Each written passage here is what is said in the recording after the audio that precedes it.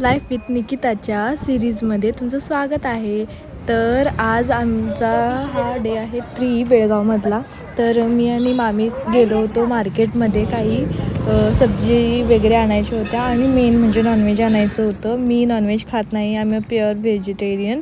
पण माझ्या मावशीला नॉनव्हेज खायचं होतं, तर मावशीसाठी आणावं लागलं मामीला, की सगळ्यांसाठी जेवण बनवलं होतं. आमच्यासाठी व्हेजिटेरियन, मावशी आणि मामीसाठी नॉन व्हेजिटेरियन.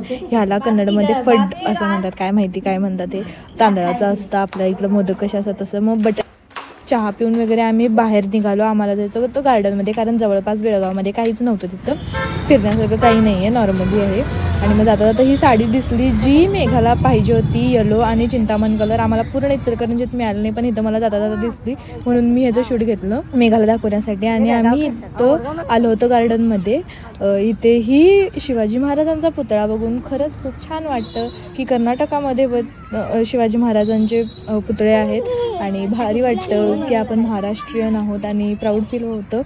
तर आलो आणि मस्तपैकी इथं फिरलो, गप्पा मारल्या. तर बघा तुम्ही, इथे आम्ही फुलं वगैरे बघत होतो, कसली फुलं आहेत ती, पण होती प्लास्टिकची, रिअल नव्हती गार्डनमधली ही फुलं. आणि हे होतं जिम ओपन जिममध्ये मम्मी पण केली. मम्मीला म्हणाल तर करू नको. थोडा वेळ गप्पा वगैरे मारल्या. त्यानंतर आम्ही चालत येताना आम्हाला दिसले होते शेवपुरीचा ह्या चाटचा गाडा. तर मी घेतली होती चीज दाबेली, मम्मीने घेतली होती शेवपुरी. तर आपल्या इकडची शेवपुरीची वेगळीच चव असते आणि तिकडची वेगळीच असते. सो हा ब्लॉग मी इथेच थांबवत आहे आणि आम्ही मूवी बघून मस्तपैकी झोपलो होतो. Thank you so much for watching this video. Bye.